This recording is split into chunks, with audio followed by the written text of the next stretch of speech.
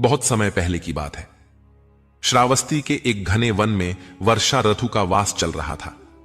चारों ओर हरियाली फैली हुई थी और हवा में मिट्टी की भीनी भीनी सुगंध थी। भगवान बुद्ध अपने शिष्यों के साथ वहीं एक कुटिया में ठहरे हुए थे। प्रतिदिन की भिक्षा, ध्यान और उपदेश के बाद रात्रि का समय आता तो सभी शिष्य विश्राम के लिए अपने अपने स्थानों पर चले जाते। परंतु भगवान बुद्ध की एक आदत थी, वे सोने से पहले एक विशेष कहानी अपने आप से कहकर मन को शांत करते।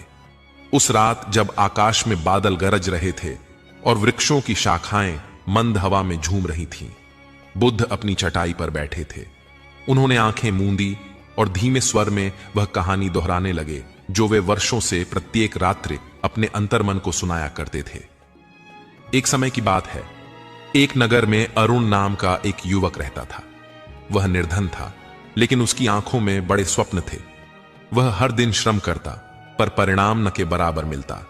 एक दिन वह निराश होकर नगर के बाहर स्थित एक जंगल में चला गया।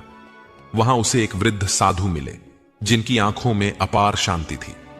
अरुण ने उनके चरणों में बैठकर कहा, महाराज, मेरे जीवन में केवल संघर्ष है।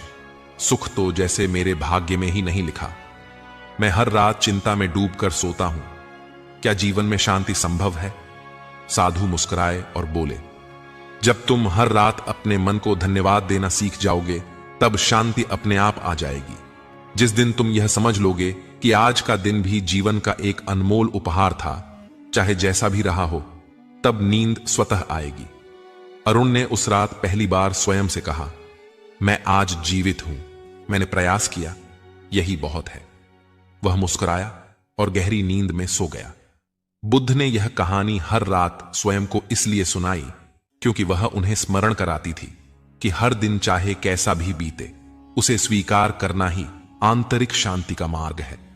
यह कहानी उन्हें ध्यान की गहराई में ले जाती और उनके विचारों को शांत करती। शिष्य आनंद एक बार यह जानकर आश्चर्यचकित हुआ और पूछा, भंते, आप इतने ज्ञानी हैं, फिर भी प्रतिदिन वही कहानी सुनते हैं?